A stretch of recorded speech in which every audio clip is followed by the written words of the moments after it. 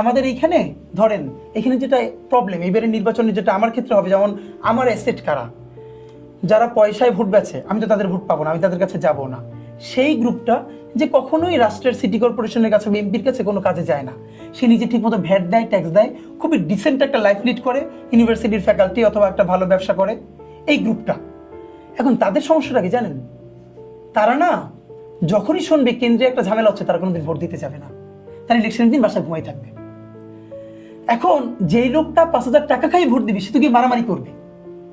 আর বাংলাদেশের রাজনীতিবিদদের একটা পলিসি আপনারে বলি, এই যে মিডল ক্লাস এবং লোয়ার মিডল ক্লাস, শিক্ষক, বুদ্ধিজীবী, ব্যবসায়ী, এরাই তো আসলে একটা বড় ভোট ব্যাংক। এরা যাতে ভোট দিতে না যায়, এরা কেন যাবে না? যখনই শুনবে কেন্দ্রে মারামারি হয়েছে, খুবই ভালো পরিবেশ থাকলে গিয়ে ভোটটা দিয়ে আসবে পছন্দের প্রার্থীরে। দুইটা কারণে তারা ভোট দেয় না আপনাদের মতো মানুষটা, একটা হলো পছন্দের প্রার্থী নাই, মানে এপিটুপিট অলমোস্ট সবই এক।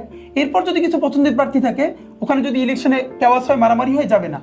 তো ওই গ্রুপটা যাতে কেন্দ্রে না আসে, এই জন্য নিজেরা নিজেরা মারামারি লাগাই দেয়।